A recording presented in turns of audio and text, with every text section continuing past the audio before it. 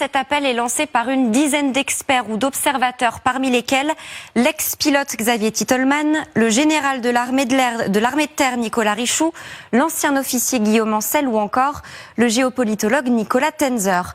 La phrase qui retient l'attention, c'est le souhait d'envoyer en Ukraine, je cite, quelques milliers de soldats sous bannière européenne.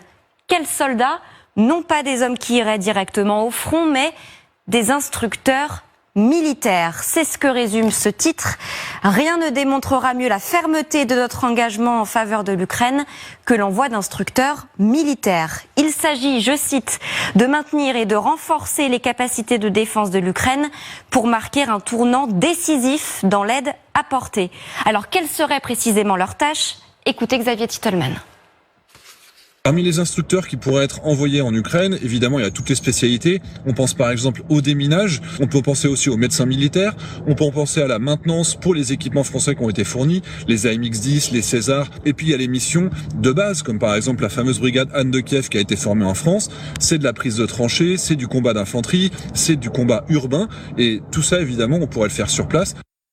Les signataires citent aussi un exemple qui frappe les esprits.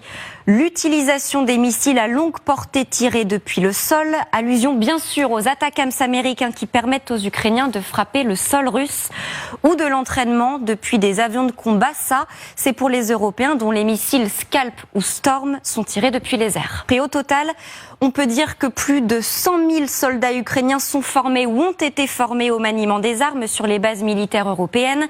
Pour la France, par exemple, c'est 14 000 soldats ukrainiens formés depuis le début de la guerre, notamment à Canjuers dans le Var ou encore à Mourmelon-le-Grand ou à Suippes dans la Marne.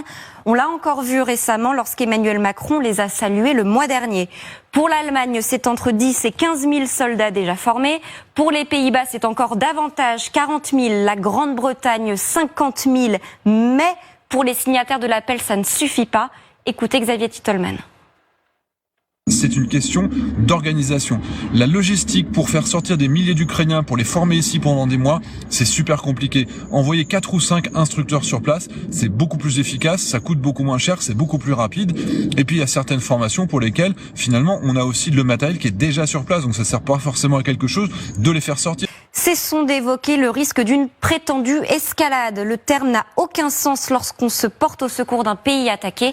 Écoutez Xavier Titelman. Aussi, on a des lignes rouges. Les lignes rouges précédentes, quand la Russie a violé, par exemple en utilisant les armes iraniennes, c'est là que les attaques MS sont arrivées. Quand les Nord-Coréens sont arrivés, là, il y a eu les armes qui ont été utilisées sur le territoire russe. Eh bien, nous aussi, on a des lignes rouges et nous aussi, il faut être ferme. C'est pas une escalade. Ce n'est qu'un rattrapage de ce qu'on aurait dû faire depuis très longtemps. Dernier point, on se souvient qu'Emmanuel Macron avait évoqué cette possibilité d'envoyer des soldats sur place. Eh bien aujourd'hui, cet appel rejoint ceux de plusieurs pays dont la Pologne. Nous ne devons exclure aucune option. La Suède en débat directement et enfin l'Estonie va même encore plus loin. Elle plaide pour envoyer des forces militaires en Ukraine.